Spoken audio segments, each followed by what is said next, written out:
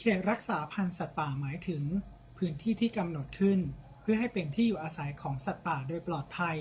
เพื่อสัตว์ป่าในพื้นที่ดังกล่าวจะได้มีโอกาสสืบพันธุ์และขยายพันธุ์ตามธรรมชาติได้มากขึ้นทำให้สัตว์ป่าบางส่วนได้มีโอกาสกระจายจำนวนออกไป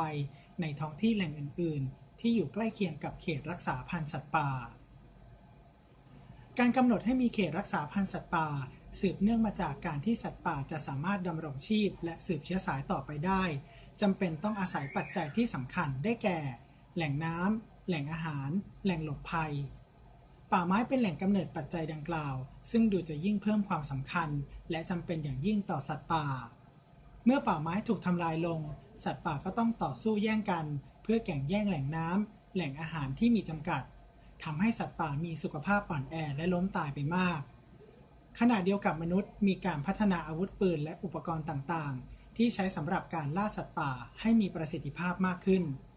เหล่านี้เป็นสาเหตุให้สัตว์ป่าถูกทำลายไปได้โดยง่าย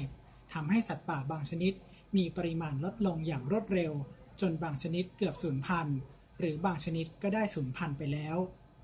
ด้วยเหตุนี้จึงได้มีการพยายามสงวนและรักษาป่าไม้ไว้เพื่อเป็นแหล่งที่อยู่อาศัยของสัตว์ป่าในรูปแบบของเขตรักษาพันธุ์สัตว์ป่า